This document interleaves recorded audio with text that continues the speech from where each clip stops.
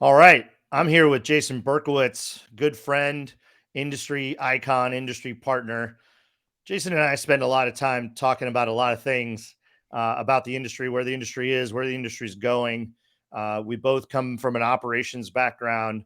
We're both out there talking to a lot of folks on the ground in the day to day, and a lot of the C-suite folks that are thinking bigger picture. And we've had a couple of these conversations. We thought we'd capture this and make it available for all of our friends and colleagues in the industry to digest and maybe hopefully spur a conversation internally if you're not really thinking about some of these things, right, Jason? Completely, 100%. Yeah. So where we want to start off the chat is we've been talking a lot about some of the mandated safety training requirements. Obviously, sexual harassment's been around for a long time, but like you, Jason, I get a lot of asks every day about. I hear company culture is really important. I don't know where to start, or I want to give more resources to my team, but I'm just not sure where to get it or what I should get them or whether it's valuable, et cetera. So kind of a disconnect between what I want, what I need, and where to get it, right? As far as an answer to some of these questions around team building, culture building, safety training, sexual harassment requirements, some of those requirements that states like California have that are pretty strict. So let's just chop it up, Jason. What are you thinking? What are you working on? What are you people asking you about in the industry?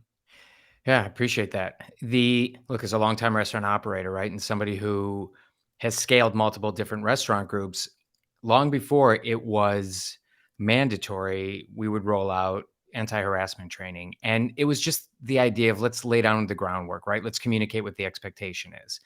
And one of the struggles that I always ran into was just the vanilla, approach to it, the cheesy reenactments, not really speaking to our industry. And so actually, you know, left a previous position as a chief operating officer to go build an anti-harassment course. And the idea was, let's actually make this thing that speaks the language of our industry. Let's interview a bunch of chefs, a bunch of different people, and let's not look at it as this necessarily like black and white and slap on the wrist.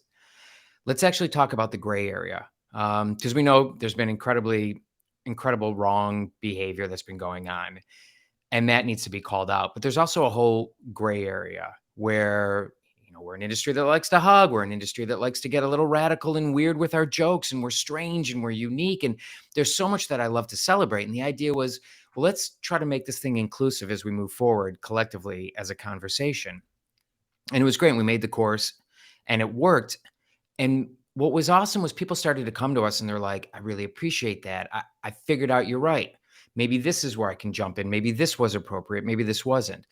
We started to build on that a little bit with safety and other areas. And what's interesting is you got OSHA, who oversees and regulates all of this. And look, with everything going on, you don't want to mess around with just even checking the box of compliance with safety.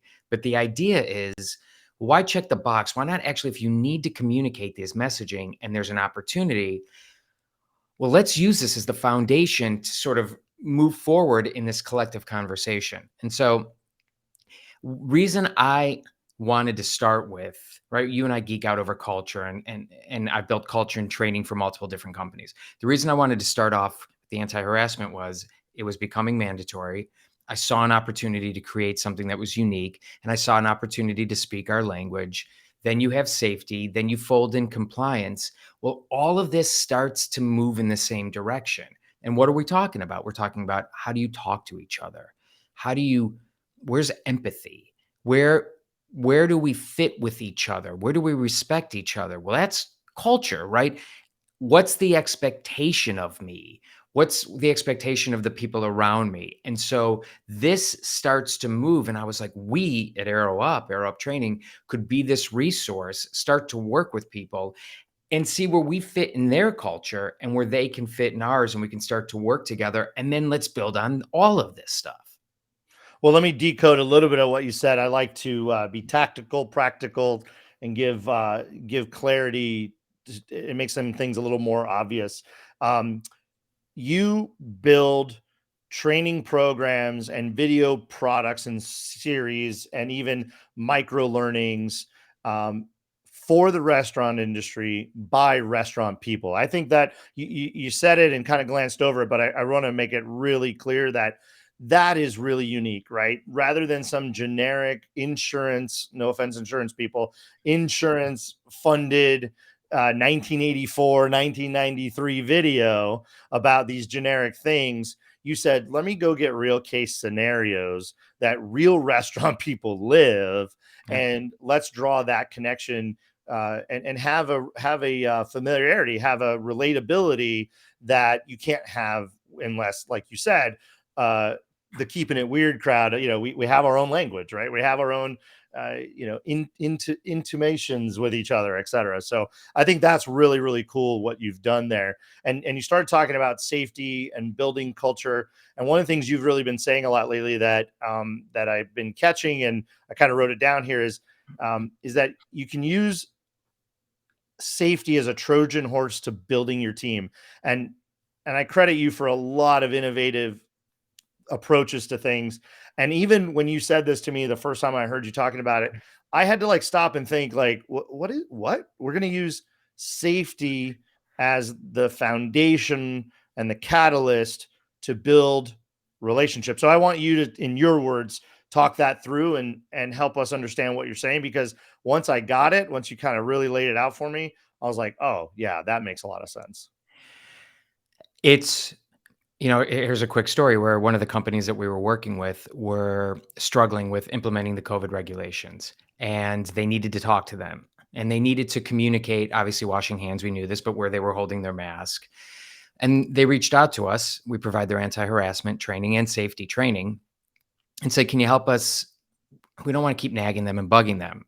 And we realized, okay, well, there could be a more interesting way to communicate this, and we started to come up with these fun memes, where big nose creatures and the mask was below it, and all these different things that when people were clocking in, they were seeing it. Or for some of our clients, they were just printing it out and putting it up on the board.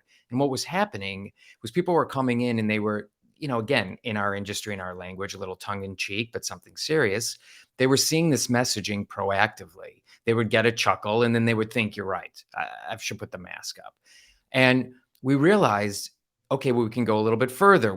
As de-escalation was really, people were screaming at each other during the pandemic, right? Our cashiers, our servers, our cooks, everyone was getting yelled at, uncalled for. We started to come up with, fun little memes and gifs of Darth Vader, and even the darkest of people have kindness right inside their heart, have kindness there, and the Force. And so people were getting a chuckle. They were having fun with this. And so we said, well, let's lean into this, right? Because you need to communicate. You can put everybody on the floor and not teach them about wine. You're pretty much going to be losing out on some great wine sales and things like that. But there's nothing illegal about it. If you don't train people about safety, it's illegal. There's compliance issues. There's all these problems that are going on. So if you need to communicate to them anyways about this important stuff, well, why not fold in some interesting messaging, some fun memes? If you're having this conversation already with them, well, why not fold in, how are you feeling? What's going on? Hey, you start to fold in these additional things that you're looking for. And then you've used the through line, something we need to talk about, as a springboard to more things to talk about, things that are, pertinent to the business, things that just are building a relationship with, which you and I know is unbelievably important in the restaurant industry. So safety was becoming this Trojan horse to think outside the box, get creative. And because you have to communicate, well, let's keep communicating. Yeah, I think that's fascinating. It's always, some of these things have always been looked at as the evil necessity, and the reality is you check the box, you do the 2 hours, you do the 6 hours, whatever's required, and there's no benefit, right? And the end of the day, the employee's view is, it's a burden, it's a pain in the ass. I don't want to. The employer is, it's a cost, it's a pain in the ass. I don't want to. Yet the real goal is missed by this viewing it that way. If you view it as something you want to do because it has a benefit to your staff, to your business, to your managers, etc., then it's, now there's an uptake. And if you can make it fun and interesting, or you can speak in the language of the people that are having to consume it, then there's a chance that it might actually have real impact. And, I know you were going to talk a little bit about that, but this is how you ended up really approaching the insurance industry and the insurance companies and saying, look, there's a real direct correlation, and why make it just a box to check and a have to do and hope there's some benefit? Why don't we actually design it so that we can track and realize real change in behavior that changes the needle on claims, might change the needle on safety culture, and so we're kind of bouncing around, but I want to talk both about using it as a foundation of building culture and also as a real tactical implementable tool that can really actually save you money. And so it's great, and I appreciate it. You absolutely right. We built a training that does more than check the box, is what we would say. I do believe, and it's mandatory, right? You need to do it. I do believe, but ours was better in the culture and the communication. I do think this is a springboard, though, to then continue to build on. And so I've worked with insurance companies that have said, hey, can you help us provide this, or we'll pay for this, which is great. But to actually create lasting change, I think you have to do, as one of our greats, Danny Meyer, constant general pressure, constant positive pressure, as you and I talk about, which is how are you communicating this? And I think there's an opportunity to actually say, we've set the language, we've set what the structure needs to be. Let's actually continue to communicate this. Let's actually do more. Let's use this for not only anti-harassment, which is again just about how do we respect each other. Safety, how do we work safely with each other? Then I actually been talking to insurance companies saying, well, checklists is really everything. And so in the end, if we actually build this together where we have a structured checklists, structured foundation, way to communicate with each other, it's weird and strange and memes and fun and gifts, and it's got this color. And we would say our philosophy, come for the compliance, stay for the vibe, you know? Well, now what we're doing is for the restaurant operator, why do they really care about this besides just, being in compliance, taking care? Well, they're actually moving the needle on culture. We're going to get to claims in a second, but what they're also doing is they're attracting people who appreciate an organized, structured environment.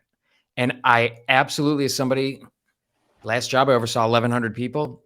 Organized people want to work for organized environments, Yep. right? And so you've been talking about this a bunch in your incredible TikTok posts and LinkedIn and there, which is, are you working the systems?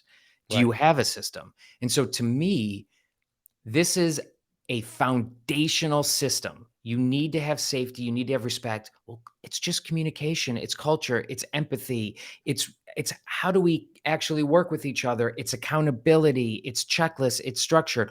All of this comes together, and the operator, what they have is a system that people feel consistency. And they understand the two most important things. What does it mean to be doing a good job? How am I doing? Right? Because it's in line. You want to give them reporting on it. Real quick to then take that over, talking to insurance companies now saying, hey, guess what? You want this. Restaurants want this. This is what I love. So we're actually launching our tool in January. We've launched, depending on when this is out. And we've taken our training and we've put it together with this all-in-one toolkit, a full app that's got checklists, get your injury and illness prevention plan. It's paint by numbers, out of the box, ready to go, because otherwise it's too complicated, where you just set up and go. And what we're now working with insurance carriers saying, hey, we'll work with Arrow Up to provide this to the restaurant operator because it's actually going to lower risk. While I got the floor real quick, we can ask somebody to not burn them, to use an oven mitt so they don't burn themselves. Great. Here's what I want to know. I'm an employee. You're asking me to do this. Well, what system is in place? Where's the oven mitt? What system's in place to keep it where it is? How do we know? What's the inventory tracking system? I was like, you know what? And a lot of this comes from atomic habits. Remove the friction. I was thinking, you know what? We can just build this into this toolkit, lower risk, build the teams, and get reaping all of the benefits, both the insurance company, the broker who appreciates it, and then as well as the restaurants. It's just everybody rowing in the same direction. Yeah, and I want to dig into, because I'm a big proponent of the culture building atmosphere. If anything you don't systematize, and people think systematize culture, if you don't put a system that is trackable, accountable, and that your management and shift leads and GMs can be held accountable to, be measured against, then it's A, not going to last, B, not going to be a bit effective. It's going to degrade the trust relationship with the employee, because everything's a launch, everything's a campaign, everything's a new project. We're doing this now. Well, like you said, they would rather just know what to expect. Yeah, Every day when I clock in, I'm going to get a meme, and it's going to remind me of whatever safety thing of that day, right? sure. And then we're going to expand that to other things like intra company communication and relationship building, and believing in the brand and my impact on the brand's performance, any of these kinds of things. Um, so systematizing anything is a necessity. So we have to start there. And Yeah, that's in our practice and what we do. We start with, where are the systems? And if they're not there, let's build them, let's repair them, let's get them in place. I love the fascination. I'm just fascinated by, we're going to start with safety because we have to. We're going to make safety interesting. And then we're going to build on that, because that is the foundation. That's the box. We've built the checklist, the accountability process. Now all we have to do is insert these other ideas. And I think that is a really interesting and effective way to deliver what it is you really want to deliver. And by the way, a lot of people focus on culture, they focus on the fun stuff, and they don't do shit about the safety. Like, yeah, they still make safety and harassment a negative, unpleasant piece of it, right. when maybe they do have a system for culture that's really positive. They have great. I got to send you this, and I'll actually put the link when we post this. I found this amazing owner GM of a restaurant, and his TikTok, or the restaurant's TikTok, is all it is his pre-shifts. And his That's pre-shifts are awesome. like head coach in the locker room going out to play the Super Bowl every time, right? Yeah, yeah, So that's great. some people are great at that. And I felt like I've always, as an operator, been very good at that. But you can't leave out all the elements. Everything's got to, and so you're putting a package together. And I think that's really awesome.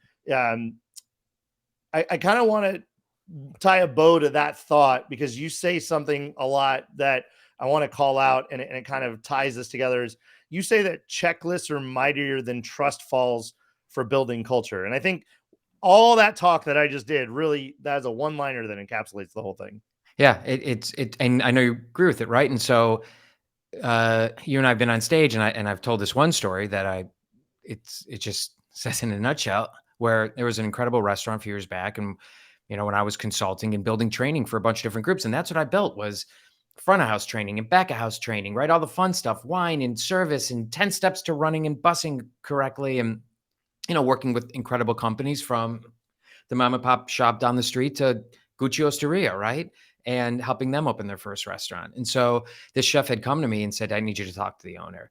And I said, "What's going on?" And I talked to the owner, and they were like, "Look, we came in loving each other. We trust falls on the beach, right? And barbecues, and everyone was best of friends. And we're 2 months in, and they're killing each other." And I said, "Show me your side worksheets." And then, and he was just like, "Well, we don't have side worksheets. Like, they just kind of take care of it." I'm like, "Well, there you go." Right. Jenny thinks she made more money than everybody else that she threw into the tip pool, if that was a tip pool place. So she leaves early. She did her share, but she didn't. And Brian's upset, but he always takes care of it. And all of a sudden, you just start to get this deterioration and wear and tear going on. And it can be as easy as a system.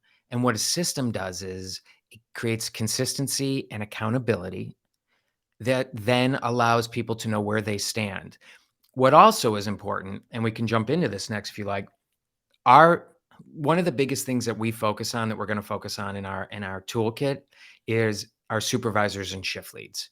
Yeah. And we made a training last year for these young supervisors, right? 18 to 24, whatnot, who were responsible. So we threw them keys and the ability to comp a tab. But how do they talk to their friends who they were out with but showed up late? How do they hold each other accountable? They don't have these soft skills, and we worked with them. And I interviewed all of these, not kids, but, incredible adults that were growing. And I just learned so much from them. And I saw what they really wanted was just kind of make it so I don't have to micromanage my friends, right? Set the consistency in place. So if you have a trackable system, then they're not the bad ones, right? It's micromanaging, micro messaging, so you don't have to micromanage. They're not the bad ones. It's just a system that everyone knew where the accountability was. They have to make sure that everyone's holding to it, but it's been clearly outlined and defined. That gives them the freedom to do what they said was the most important thing, which is build relationships. And they just want to build relationships. They want to be on the front lines. They want to be a teammate. We work with them on, soft skills, communication. Better to say, uh, you were right, and better to say, right, can you do me a favor instead of I need your help, right? We're teaching them these tools that gets people to be excited. But this is a tool. I'm so obsessed over this that, again, safety is the Trojan horse. We're using this as a tool to actually build leaders up and get them to grow. I can't wait till we're talking about this next year and we have the Young Leadership Awards, right? Yeah. Arrow Up 101, supervisory awards and things like that. And what's cool is we're actually building the platform that we're going to take. It's a community approach. So we're going to find an incredible, whether it's a pre-shift, whether it's an incredible leader that has something to say. We saw their TikTok. Well, we'll work with them. We'll drop that right into the feed like a media company so that when people are clocking in or when they're going in and checking in their daily or weekly training, they get to see other people, learn with them. And we grow and we know, right? This is that our friend Sean and all of us like to say, Walchef and everyone, right? The rising tide lifts all Yeah. ships. This is another platform, another ability, area for all of us to come together and rise together. Yeah, I can't wait because I mean the reality is, as you know, is the quality of the culture and the quality of the employee experience is only as good as whoever's leading them, whoever is setting the tone, whoever's bringing the resources. And we all know great leaders and great managers who go out and they get all this and they put it all together and they package it and they but the reality is in our industry, most people aren't born teachers, born educators, born trainers, right? And so it's the minimums, it's the get bys, it's the non systematized or the reluctant systematized usage. But if you can build a system that is a tried true best practice, built crowdsourced from the community, built from leaders like yourself that Right. have been there, done that, and you can make it interesting and you can make it fun and you can make it micro learnings. It's the term is a little overused and kind of getting old, but the gamification of it all, Yeah. which is what the younger generations who work in our restaurants are familiar with. Soon it can be tokenized. This can all be getting pretty fancy with NFTs and stuff probably here. Yep. But and like you said, awards, whatever that is, we've got to incentivize them, but we got to give them that foundation. And I'm really excited about the toolbox because you're right. Most supervisors are promoted because they were the one who had the best attendance, the Hmm. generally the best attitude, more often the best production. They just seem to be the best at the job. So they must certainly be able to lead people in that job. And just because you're really phenomenal bartender or a fantastic, kitchen lead doesn't mean you know how to manage people. And I would say most of the time, um, there's almost no structure. There's almost no real meaningful process to indoctrinate them, right? And look, I'll say this: it may not be a popular thought. If you have 3, 5, 10 restaurants and they're within 10 or 20 miles of each other, anybody you're going to promote within, I would move them to another store because Very much so. you're just going to eliminate a lot of uncomfortable situations by, like you say, them not leading. But I love that you can lead people, and you can lead colleagues you've worked alongside with if you're given the proper tools, resources, and investment. We have to invest in our people and make sure that they have what they need to be successful. 100%. And think of how cool it's going to be that once we start to localize it, where we're working with great employment attorneys and saying, okay, what's the one message this week that when the supervisor clocks in and they're quick updates, right? They're 60-second update for the week. What's the one thing you want them to see? Okay, check, before everybody punches out, that they've clocked out. I mean, there's every week there's going to be something that reduces liability. It empowers them. It grows. They're developed. They feel like they're growing. They're being invested in, which means they stay. The good ones stay. And when the good ones stay, because they're being developed and supported, well, then the good employees stay, right? 70% of the people quit because of their manager. They don't quit Yep. jobs, they quit managers. And so I genuinely believe, genuinely, we know that supervisors are the glue between the expectation of some grand company mission statement and actually how it's executed on the front lines. So by going in and working with the supervisors, we're actually working up, down, Yep. around, and supporting everybody. I'm not going to try to get somebody who's coming in to punch the clock to care necessarily. I'm going to give them the tools to arm them with what? I'm going to inspire them as much as we can, but we're going to put them in a structured environment that if they don't like that, they leave. And the ones that do like that stay. They tell their friends, and that's how that all starts to come together, right? Yep. And row in the same direction, and the right people in the right boats. Yeah, I love the ecosystem mentality too. I'm a big fan of best practices. We don't need to reinvent the wheel. There's a lot of smart people in this business. A lot of cool people come up with fun stuff, and to have a depository where you guys can, disseminate that and deliver it back out, contextual to the topic or the timeliness or the environment, right? Whether it's a pandemic or other external pressures or scenarios. I think that's a phenomenal tool. So I'm really looking forward to that. And then, all of this coming together, kind of looping it back around to the insurance companies. We've worked every position, you and I, right? And I've just been able to have conversations all across the board. And I realized I'm like, this is an untapped opportunity to actually get the carriers involved, to work through the brokers, to work with the restaurants and provide our tools, other tools, incentivize to the restaurateur. And then what's great is it's like we said, organized people work for organized environments. Carriers want to look for that too. So at the heart of everything that I genuinely believe is a dashboard, right? Yeah. Transparency. So we want to know you measure, you manage what you measure. We want to know. So I think it's important that the restaurants, the brokers, the carriers, if you'd like, if they're getting involved with this, it's up to the restaurant. Everyone's looking at the data. Everyone knows what's going on. And then we know who the good players are, right? You can demonstrate to your employees we're a solid player. You can demonstrate to your partners, your vendors. They can demonstrate to you. I want to work in environments where I'm scored and I can actually show off because I know that I show up.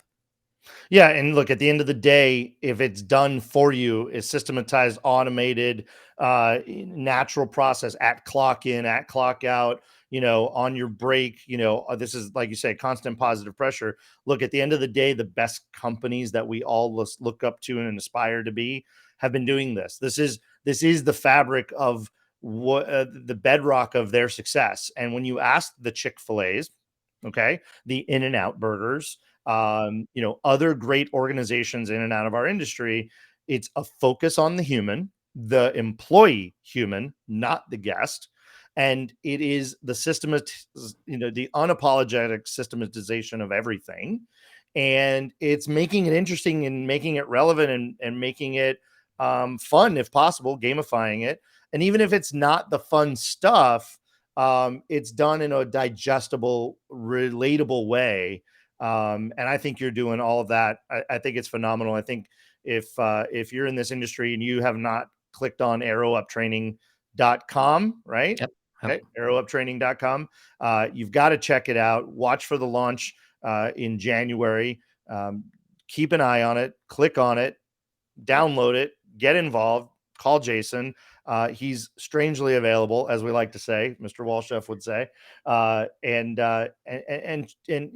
now you're looking for tools, we're bringing them to you. We want you to know about these sort of tools, and we'll have more conversations coming up. But Jason, I really appreciate it. Thanks Yeah. for And, your time. and to put a bow on this one point, and I really appreciate it, is you're right. People are understaffed and whatnot. So we've really are addressing this. Where's time, right? We've really created this thing to say you have to take these first two courses because California law says you need to, and multiple states are saying you need to. So once you've knocked that out, For the supervisors, I think it's worth 2 minutes a week. For the Right. employees, I think it's worth 30 seconds a week, right? It's getting it into this rhythm, understanding that it's about very quick and impactful. So I think you brought up a good point that I wanted to make sure we added to the conversation. And I appreciate this time, Troy. I really do. Always, my It's friend. awesome. Awesome. We'll talk again soon.